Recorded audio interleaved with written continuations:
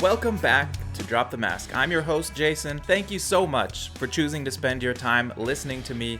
It's a great honor. Seriously, I've been doing this for about a year and a half, not super consistently, but overall I've put out 37 episodes so far, plus a handful of bonuses, and now 7 consciously unmasked episodes with Mark, which is still going, and it's been good for me, because I'm not a natural at this whatsoever. I imagine a lot of people get into podcasting because they can talk and talk about their favorite subject and figure that they should just record it and share it with people. For me, I felt like I knew some stuff, but I was horrible at talking about it, and I desperately wanted to improve.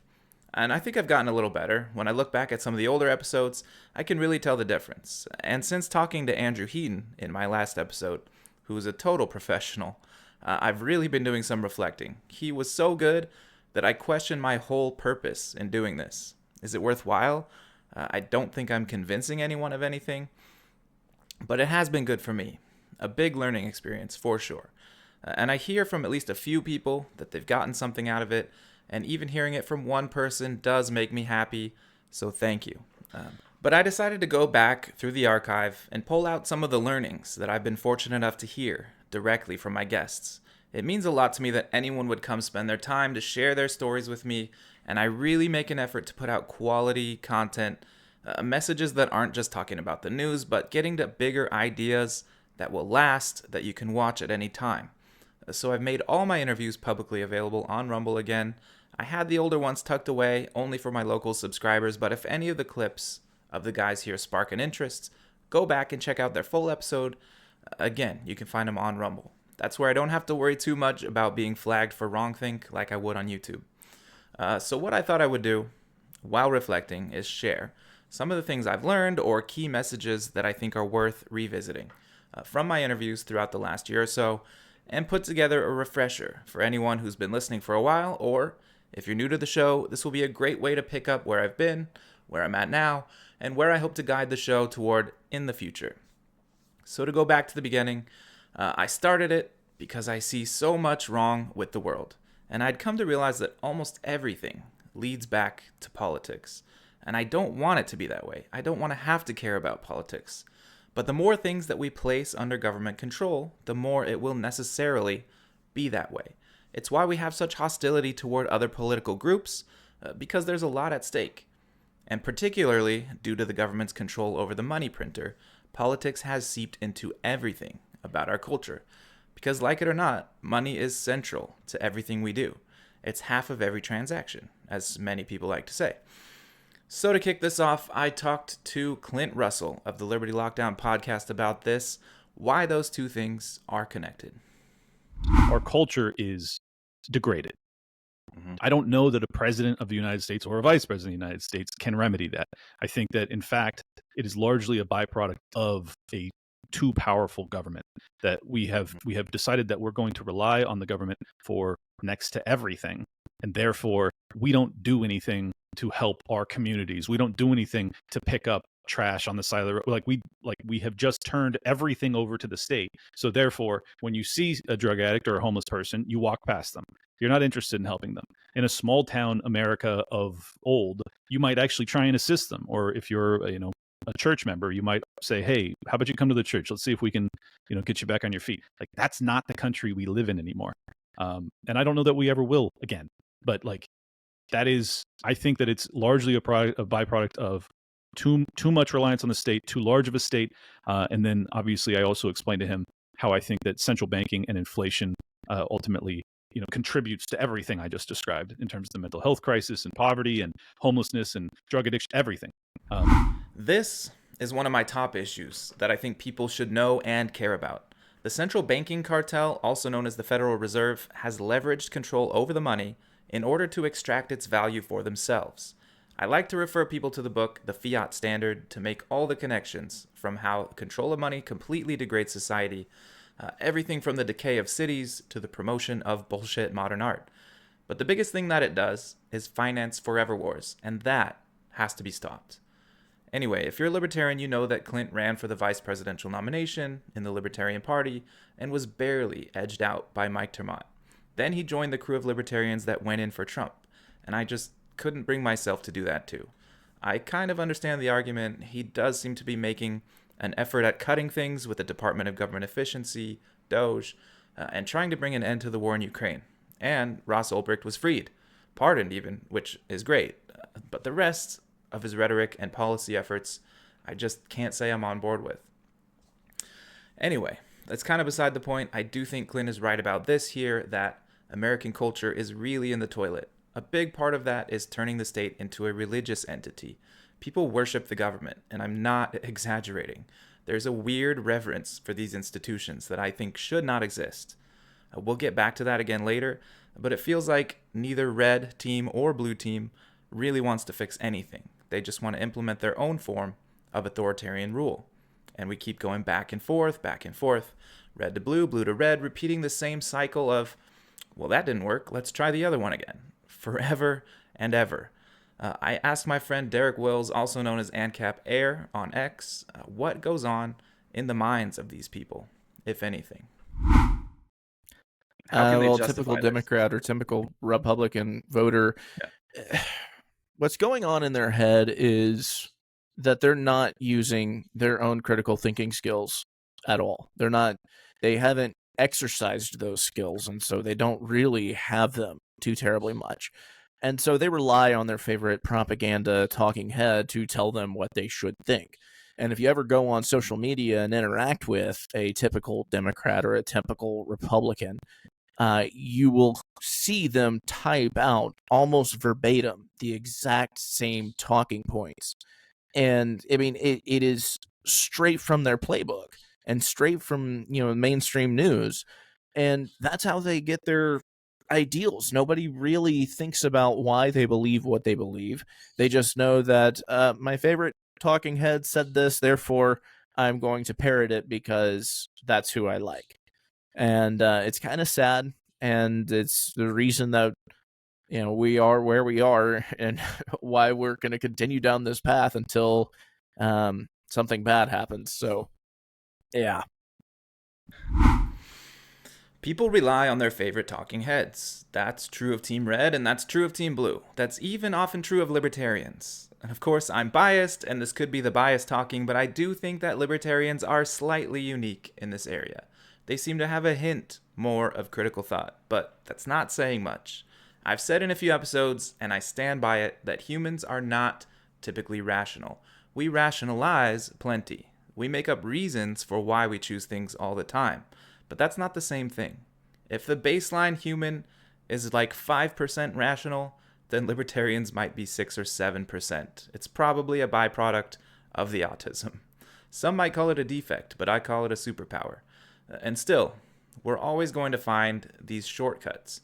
We find someone we trust, we listen to them, and we give up some of our own critical thinking in the process, because we don't have time or the mental capacity to think through every single aspect of every issue. So it's perfectly natural to outsource some of that, and I do it myself.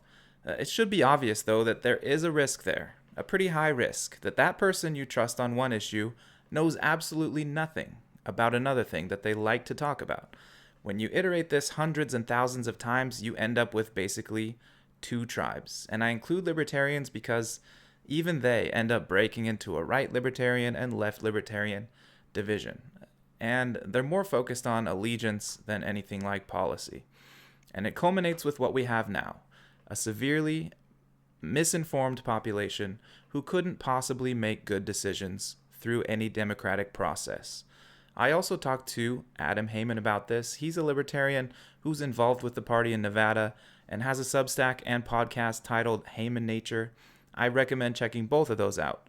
But we get into that left-right bias in the media in this clip, and then talk about what do we do about it. If they're all full of crap, are they completely useless? Here's Adam. I think another part of the reason why democracy doesn't work is that people are not well informed. They're very misinformed most of the time. You wrote a Substack about bias in the news. So people on the right complain about the left-wing bias in the media. People on the left complain about the right-wing bias in media outlets like Fox. And you say they're both right. How is that possible? Yeah, they're both right. It's hard to understand what's going on in the world because all we have are the narratives presented to us by other people. And how do you tell when they're telling the truth or not? Because they have their own selfish interests, and it's not like, I don't think there ever was in the history of man an objective journalist. They're not telling you everything that happened. They're picking and choosing what facts are important, and that in itself is an editorial choice. And especially just as politically bifurcated as we've been, we have to understand that you're not getting the truth. You're getting one person's story filtered through the prism of an editorial board. It was a little easier back in yellow journalism days when we sort of knew the character of the dude that owned the newspaper, and what he was printing every day was, just basically his opinion, or as much control as he could exert over his writers and reporters. Somewhere along the way, we stopped understanding that it was all narrative. Like, we believed the Walter Cronkite myth, that it was just pure truth being fed to you by this unbiased person, but that's just never been the case. So since you can't go to Ukraine and understand what's happening, since you can't go to Gaza and understand what's happening, you have to rely on these reports. What are you supposed to do? I say you have to understand the biases embedded in the various news sources you're listening to, and try to listen to as many different perspectives and biases as you can, and then sort of try and triangulate towards the truth. And it's a work in progress. You're never going to get there. One of the phrases I say way too often is that the map is not the territory. The map being whatever, what CNN is telling you about what's going on in Ukraine, and the territory being reality, what actually is going on in territory. Mm-hmm. And, I was just pointing out that so many of our maps, probably all of them, are just wrong. My buddy says, well, maybe we should just burn those maps. But I'm like, no, they're still useful as long as you understand the biases of the map maker. If you understand that, then again, you can sort of triangulate your way towards something like truth, or at least something that's more useful than nothing. It's that basic question of economics, compared to what? Is an inaccurate map better or worse than absolutely no map at all? And I say it's better if you understand something about the intentions and character of the map maker. I think it'll help you navigate in the world better than an absolute blank piece of paper. As long as you don't think it's reality. That's when it gets truly dangerous, when you think the map is the territory. That's the danger.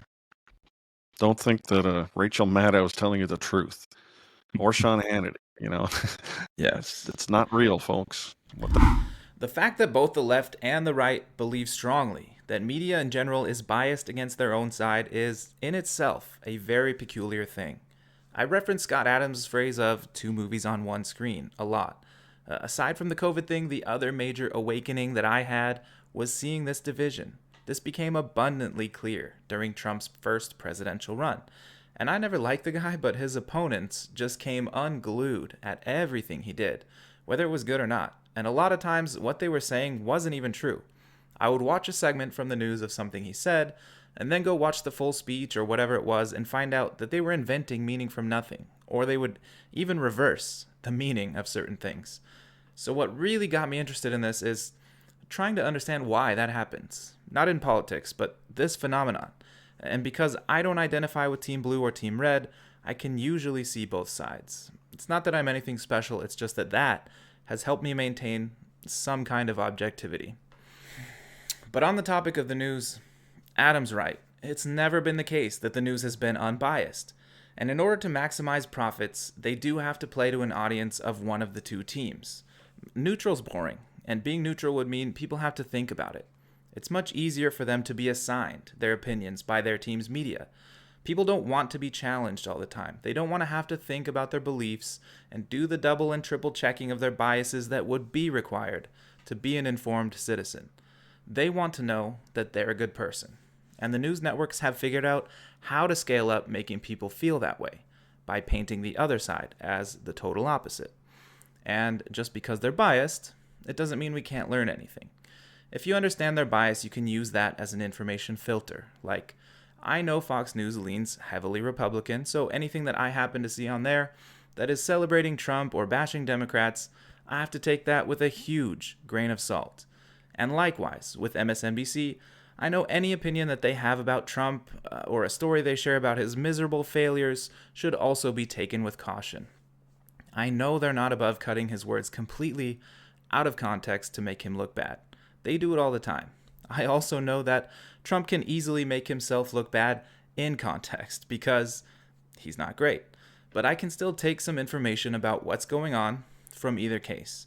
Unfortunately, with the legacy media, most of the information I can take is about how both sides have completely lost the plot.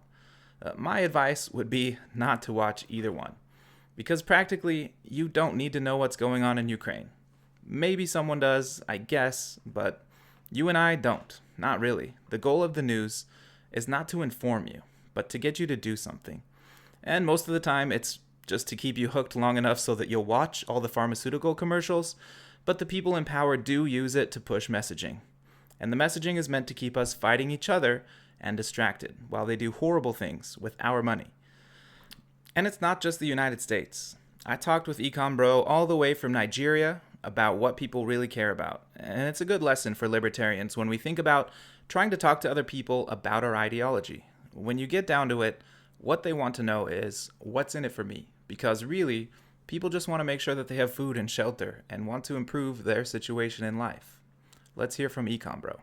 So I live in a very utilitarian society, and I'm trying to get libertarians in the West to see this. I live in a very utilitarian society. They don't care about ethics and morals and principles. Nobody cares about that here. Absolutely, just a handful of us care about that stuff. And I've been trying to pass this message across. So when you are talking to, and more, I've realized that even Westerners are the same way, only a little less so. People don't care about principle. They want to know how it affects them. They want to understand, which is why, and the evidence of this is, they always ask, who will build the roads? No matter how ethical your argument against the state is, no matter how moral it is, they ask you, who will build the roads? Right? If we are going to win this war, we need to put aside the ethics of liberty. We need to put all those things aside. In my DMs, people always reach out to me, like in my country, whenever they see me saying stuff online. I've never had anybody ask me to make an ethical argument or a moral argument why the state is. They just think you're stupid if you say that kind of thing. But every question is, okay, how do we build the roads? What do we do about security? People want to know how what you're saying would help them personally. So I think we really need to, as libertarians, we need to adjust our strategy. No matter how moral or principled your argument is, it always comes back to who will build the roads. And I could go into exactly how it happens, but people don't care. They'll always have an excuse for the lack of imagination and for why we can't trust people to act without being coerced. So I'm not going to explain the roads thing. Go to Mises.org and search for roads, and you'll find every explanation you need. But really, it would be better to show people, to actually have a society that does things, like build roads, without having to steal money from the population through taxes. And if libertarians were being honest, almost all of them wouldn't mind if government was simply a way to fund and allocate roads and parks. It may not be the most efficient, but if it could be limited to just that, I wouldn't be here. And there wouldn't be that many people up in arms about government all the time. So even though freedom is both moral or ethical and leads to prosperity, people still have a hard time accepting these ideas. And I have to admit, a big part of that is probably because libertarians can be pretty insufferable when you try to talk to them. I heard some excellent advice from Andrew Heaton, the host of The Political Orphanage and the author of Tribalism is Dumb. Here we go. Can I offer some pointers to your audience? I'm assuming that they are ANCAP heavy or libertarian heavy on things that might be well suited for them specifically. Yeah. You're not going to argue anybody into your political philosophy because people aren't rational. People are far more likely to join a thing because they have social pressure to join it or a social reward for it. Like, I don't think that people are... In the 2000s, people weren't flocking to the Democratic Party in mass because it produced a white paper on logic. It was because The Daily Show was really cool, and people wanted to hang out at the cool kids table, and like the celebrity, like it was stuff like that, right? I think libertarians oftentimes nail the logic and don't get the emotional side. And one of the things that and I'm projecting a lot of myself onto this. It is difficult for me to let go of incorrect statements. I'm having a conversation with somebody and they say something which I know to be factually incorrect, or I know that it is logically incoherent, and it's really difficult for me to just let that go. I feel this like almost like genetic compulsion to set the record straight, and it does not help. It very rarely helps at all. I'll tell you, it doesn't even help when you're married to the person. Yeah, I wouldn't think. It's much more helpful to be able to make the person feel respected and make them feel heard. And so, like, I would advise libertarians before they, again, I'm guilty of all of this, before libertarians go on their tirade about why coercive force is tyranny or whatever the thing is that they're wanting to communicate. Like, I would ask the following question to somebody: when was your political awakening? Like, Jason, for you, when was your political awakening? Like, when did you get interested in politics? The main one was the COVID tyranny, right? Mm-hmm. Yeah, interesting. Yeah. Interesting. And like, my guess is that partly because of the way you phrase that, COVID tyranny, that like you are now very concerned about like arbitrary use of power. You're concerned about like people that have authority on others misusing it, abusing it, like stuff like that. Like in the same way, like if we were talking to a really progressive person, like a Bernie bro person, and it's like, how did you get into, like, what was your political awakening? And they're like, like, I walked by a homeless camp and I started crying. It was really, I thought it was so terrible. And I was like, we got to stop corporations. Like, one, like, I think your sentiment is exactly correct. Like, in this country, nobody should be stepping over prone figures in America. It's deeply fucked up. Right. I don't want that at all. I'm completely with you on that. I applaud your impulse there, but like now I can kind of connect with them. And go, I actually think my situation, what I'm trying to push here, I think would be better for homeless people. But I'm with you. Like, our goal is very, very similar here. And then the other bit too is like, by the way, I'm open to being wrong about this. I'm curious what you want to do to fix the homeless situation. And you'll find that when people feel that they are being, they're having a dialogue and they're being heard and they're being respected, that they're so much more open to whatever you have to say than if you're just arguing with them. And a lot of libertarians kind of right out the gate are like, well, Ayn Rand, and then they'll go off on their monologue, and it like you can watch people tune out. That's not helpful. You may be noticing a theme here. Libertarians tend to focus more on rational argument and policy, and that just doesn't win people over. And it's easy to get caught up in. I do it all the time. And when I'm talking to other libertarians, getting into the details and rational conversation can be great. And you get in really good discussions. But if you start out with a non-libertarian about taxation is theft and the government is nothing but oppressive and evil, you're going to turn other people away. Because for a lot of people, they're trained to see government as kind of a savior, and you're attacking their religion. And then it becomes feelings-based, and not anything about truth and facts. And I'm guilty of this too. Even knowing it, it's hard to turn it off.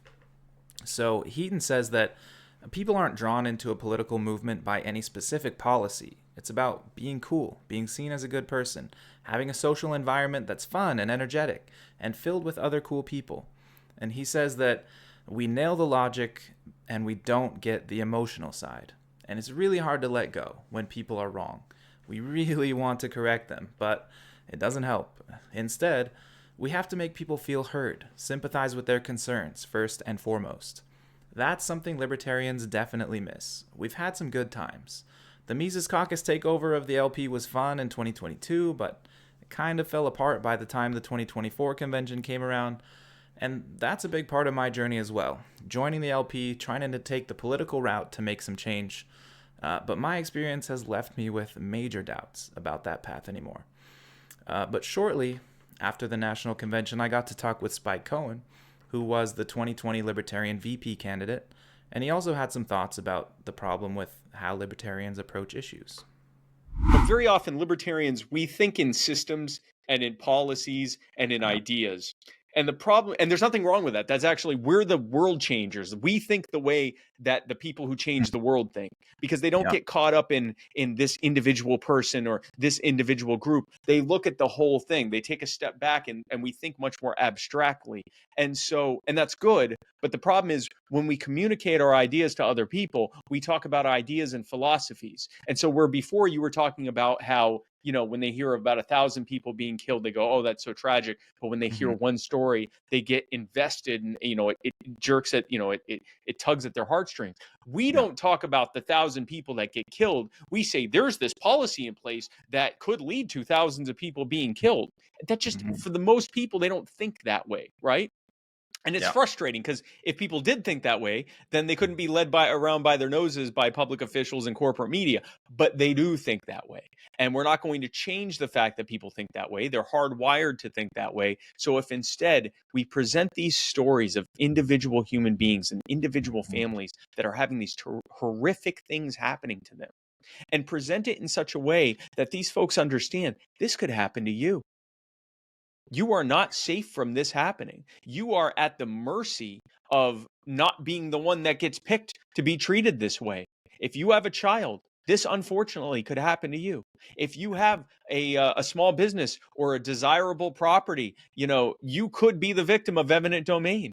If you, you do something and the zoning board wants to steal your property, they could find some excuse to do it to you. If your grandfather lives with you and your state is basically trying to traffic older people into their state-run nursing facilities that no one wants, they could find some excuse to make your grandfather not be able to live with you anymore. These are all things that we've worked on before.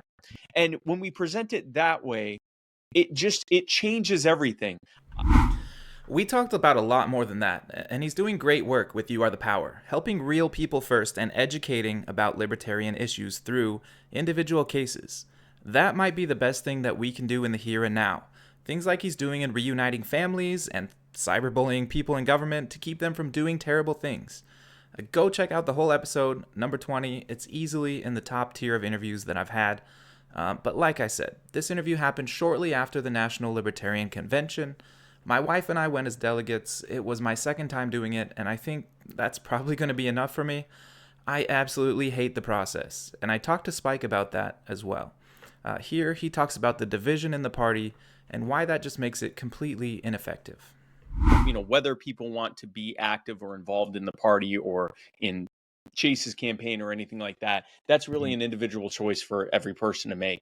What I will tell you is that coming out of the convention, I am more convinced than ever that while their electoral politics may be a necessary component to spread liberty, I am increasingly convinced that it's not the main one, and may not even be one of the most effective ones. And here's why I say that.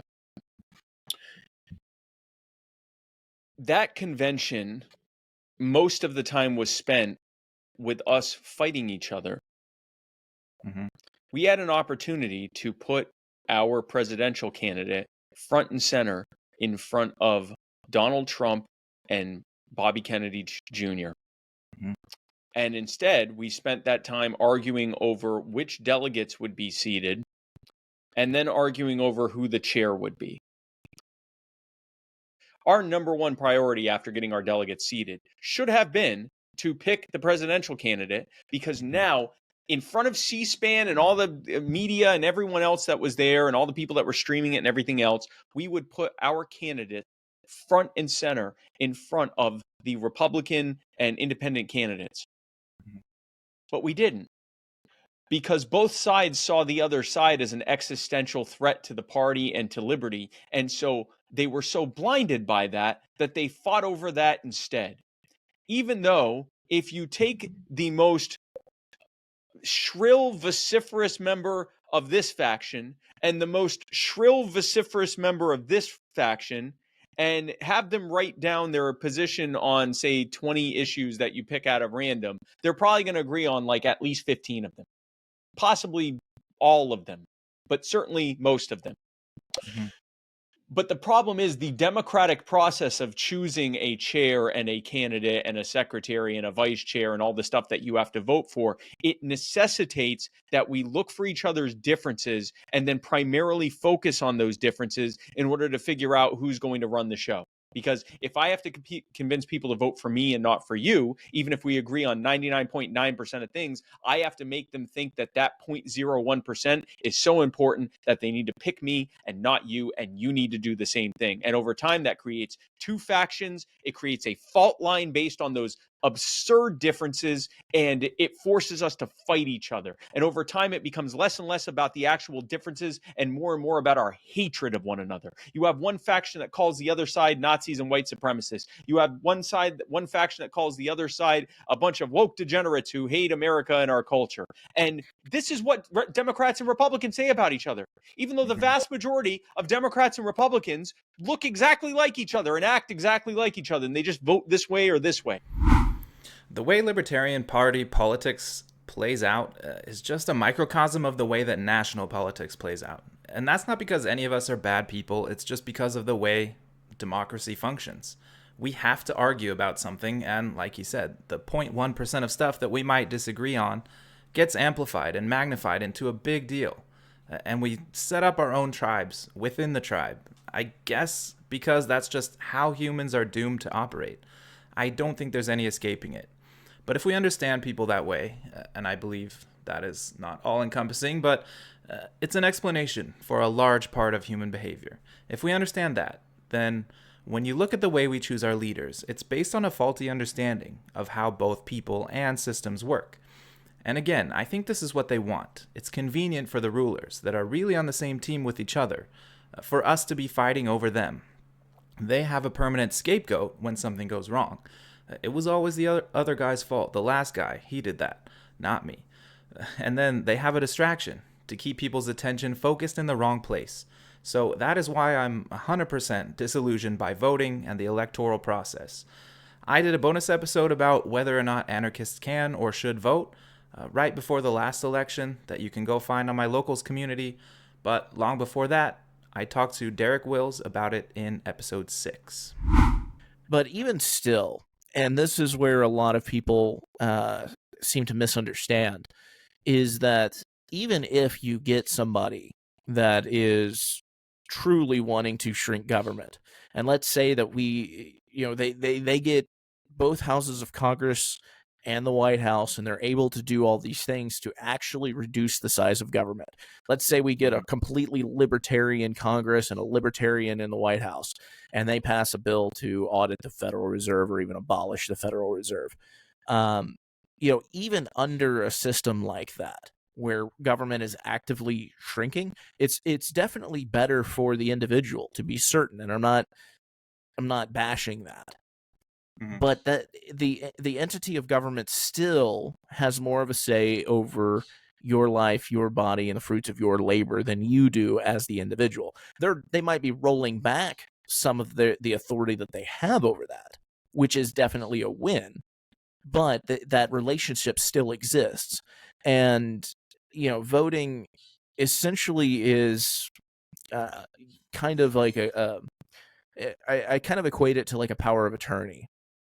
Of this person doesn't know who I am, and out of all the people on the ballot, one of them is going to win each office that they're running for, and as a result, they are going to have more of a say over my life, my body, and my property than I do. And my vote is essentially kind of like a consent to that, while listing your preference of who you would like to have that say. You're still subject to it regardless of who wins. There is no ability to not consent, which is the ultimate problem with it. But by participating in voting, I feel, and I'm not going to knock anybody who does practice voting. You do you. I know some anarchists that vote. And I'm not going to knock them for that. That's their own personal choice, and they can do with it however, whenever they want. But for me personally, I view that as, you're acknowledging and endorsing your station in life as a slave to the state. And that's why I don't participate in that. So I can respect that position, and I'm with him on 95% of it. I don't even think he's wrong about anything. We just have a slightly different opinion on the conclusion. But I don't find it completely convincing because, for one thing, we are subjugated to the system we're in, whether we acknowledge it or not. And two, you're giving up a potential chance to have things a little bit more to your liking. And it's very small. If you're a libertarian, the chance is effectively zero because no one's out there representing my views. If you're a socialist, your odds are pretty good. Even conservatives are out there trying to conserve the socialist policies that we're already stuck with. So I didn't vote this time, but I might again if I really thought someone was different. I might vote on a ballot measure against a tax increase, but voting for leaders is a pretty crappy way to form hierarchies, in my opinion. It's a big popularity contest, and if we know anything about what's popular, there's very little correlation between that and what's actually good for us. But I did hear a counterargument about why we should vote from Adam Haman. He says there's still a good reason to do it, even if you hate all the candidates. Here he is again. When it was Bush versus Kerry or Obama versus McCain or Obama versus Romney, I agree.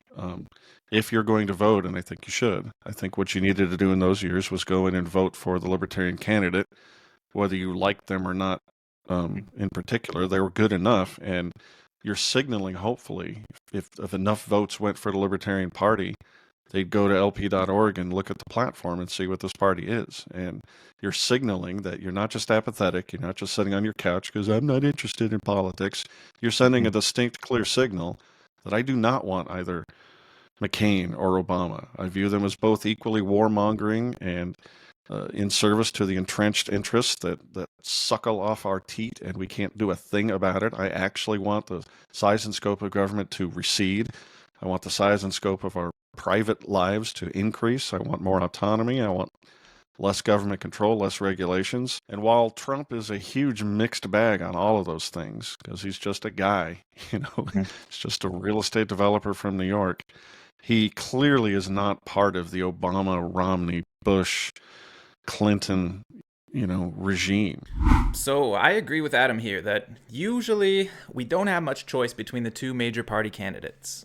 With Trump, maybe that's different. As he says, Trump is a big mixed bag, but it seems like the entrenched powers truly do hate him. I think it was an accident that he made it through in 2016. In 2024, I'm not so sure. I don't believe elections are ever 100% legitimate, and there's definitely some things they can do to sway them. Whether that's faking votes or changing actual votes, I can't say for sure, but they have other ways. So it's hard to believe that they would let Trump win without some assurances. They've had time to prepare, and there's no way that the biggest empire in the world is just going to roll over and say, oh well, we lost, I guess we'll just go away now. No. There's a lot of talk from his administration and a big show being put on of cutting government back, but I'm not convinced that we'll see any real lasting results. The best case scenario, I think, is holding back some of the crazy for a few years, but it will come roaring back unless things are actually shut down. Unless enough people can admit that the whole thing is a sham, that no one is qualified to rule over you, and that you don't need it anyway. A little bit later, I talked to Jack Lloyd. I really enjoyed talking to Jack about his comic series, The Voluntarist, so go check that out. But he was also heavily involved in promoting the Libertarian Party and the Mises Caucus. But he took serious issue with what happened during and after the convention, when the party leadership took a hard right turn and decided to explicitly endorse Donald Trump before their own candidate. You might remember that Trump came and spoke at the convention and made all kinds of promises, many of which have not come to fruition. But at the time, they were saying it's a good thing because libertarians will finally get some influence on the national stage. But I'm not so sure that they'll get what they bargained for. Here's what Jack had to say about the whole thing. He opens up talking about Angela McArdle, the chair of the National Party at the time, and gets into the problems of her and others in the party taking their ball over to the Republicans. And she made that clear, like, oh, you need a free Ross. And it's just kind of annoying because it's like, this is the most like basic, obvious things, like backhanded stuff. Like, well, I'm not going to say it directly, but it's very clear. And I point out the logic and they'll be like, what do you mean? I'm like, yes, if you're saying free Ross, you're saying support Trump, like just gaslighting people about what's going on, which is just, it's just tasteless. And it's so tacky to do that and play like as if you're stupid or don't know. Like, especially after you go and physically meet with Trump, to me, that was really shameful. That was wrong. But beyond that, right, giving them best light, they're saying, okay, well, this is the best we can get, right? The Libertarian Party's not going to win, so what should we do? We should just support Trump. We'll maybe get a crumb. So, of course, when it comes to economics and economic thinking, we can't just sit and look at the immediate quid pro quo. You have to sit there and say, okay, and then what are the ripple effects? And then what's? And then what's? And, of course, what about everybody else, right? Is Trump only talking to the Libertarian Party? No. Talks to RFK, Tulsi, a whole bunch of other interested parties who he's doing deals with too. So you can't sit there and make it seem like as if, oh, this is the only person that Trump cares about. The Libertarian Party, he just loves us. He just wants to give us the most libertarian future. Like, no. He's very smart in terms of how he does his political panderings. Trump is brilliant. Absolutely brilliant at winning people over, making friends, and knowing how to dig into the media. He is brilliant at entertainment and all that stuff. So I'm not someone who's like, I don't have like any type of Trump derangement syndrome or anything like that. Like I'm someone who's like very even-handed about this, on all sides and thinking through it. It's just that I understand that since Trump has pandered and said, okay, I'm willing to do this for different demographics because he wants to get as many votes as he can because he thinks it's that close. And if there's any type of problems with machines, well, say the other things, but that he wants to make sure that, okay, I have as many things as possible. I can overcome any obstacle. So he does that. And of course, that's brilliant. That's the thing you want to do. You want to see how many people you can pander to before the date. So if you have any possible shot, you have as many of those people as possible supporting you, right? That makes perfect sense. It's not weird. He's not getting nothing out of it. That's the point. The point is he believes he's going to get the votes, the money, the resources, the people who sign waiving, all that stuff. So when you take that in as a total package, right, and you think about that holistically, there's two parts to think about, from this angle. One is the Libertarian Party part, right? Because there's going to be unique things to those who are there. If you're an elected member, maybe you're a contractor, or you have a history, like Michael did, where you had things you were saying you were doing, and you had responsibilities in terms of being paid to do certain things to promote the LP. Well, from that side, you're doing something against membership because people are part of the LP specifically to be against a duopoly. That's like a really big part of what it means to be a part of the LP is you're saying we're tired of the two-party system. We don't want to engage there. We want to stand out. Even if you lose, which again, LP, they lose all the time. Nothing weird there. But if you do that and you start to intertwine your resources, joint fundraising committees, and then all of a sudden giving tacit support to the point of being open support like Colorado did, you're betraying your membership. And that's a big deal. Like that's, again, you can sit there and say, well, you're being unrealistic, not pragmatic, and you just want to lose. Okay, fine, whatever. But that is a big deal. Like, you know what I mean? Like, it'd be like CEO of Burger King be like, well, we need to get, some McDonald's recognition. So we're going to let McDonald's advertise in our Burger Kings for the next, year. And maybe they said on one Thursday, in June, they'll let us, have fries listed for a day, right? It's like, it's kind of silly, right? It's kind of silly when you think about that. So to take that all into account, if there's going to be any success politically for libertarians, which I realize is a bit of an oxymoron for people that don't believe in political solutions, but if there's going to be any hope, then it's not necessarily about policy or purity. It's about creating an environment that people want to be a part of. But there does have to be something holding it together. It's not just a social club. I think it's got to be a social club built around the foundation of these ideas, and to abandon them destroys that base. So maybe Jack's right about how the LP went off track. I guess it remains to be seen how the consequences will actually play out, but at the moment, I'm kind of with him. I'm pretty much out on the Libertarian Party.